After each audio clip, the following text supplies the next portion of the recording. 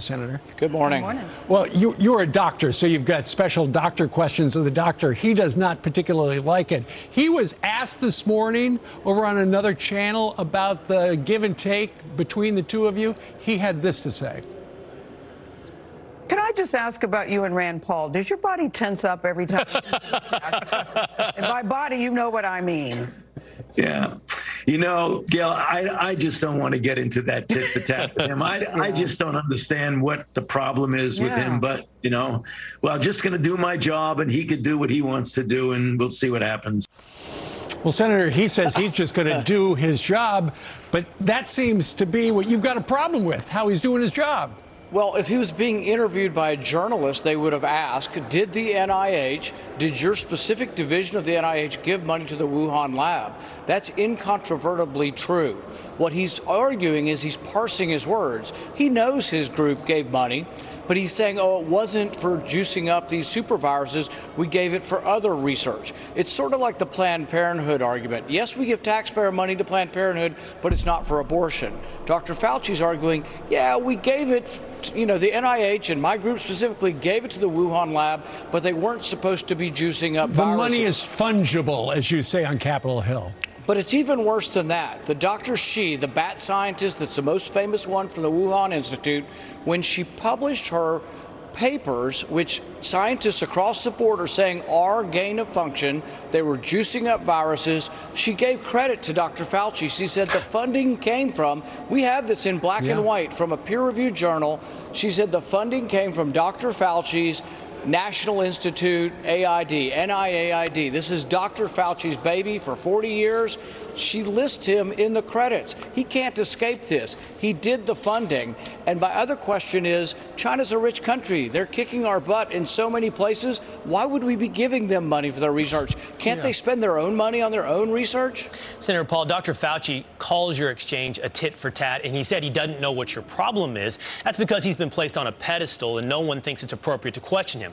No one, it seems, except for you and a few others. Have you received the answers that you want? We saw in that clip you're asking him about using New York as a model, why you should be masked when you have already received the vaccine, and importantly, what you're talking about this morning, the origins of the coronavirus. He said to you directly, that's not true regarding his support of gain of function, when we know there's an editorial going back to 2011 that he has supported gain of function research. Have you received the answers you're looking for, Senator? No, but we've sent inquiries. There's been freedom of information as well as inquiries from House oversight when it was under Republicans and now from our office, Ron Johnson, others.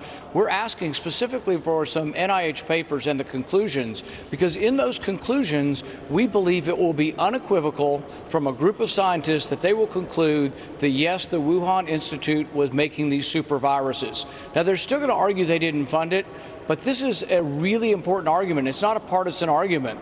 So when Dr. Fauci goes on these other channels and they laugh it up and yuck it up, but they never ask him, did you fund the Institute? See, he's trying to evade that he funded it at all. I asked him the general question. I didn't ask him whether he funded gain of function. I said, did the NIH fund the Wuhan lab? And he danced around it and answered a different question.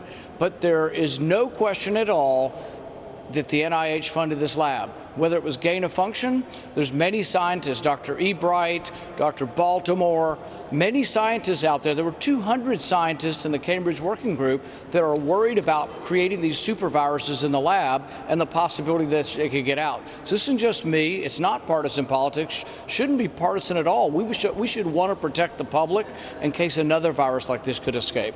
This is so crazy, though, because if this happened because of the NIH funding, and that came from Dr. Fauci, and then this spreads into a global pandemic, and now he's in charge of the response in the United States, the irony of that, what do you make of that?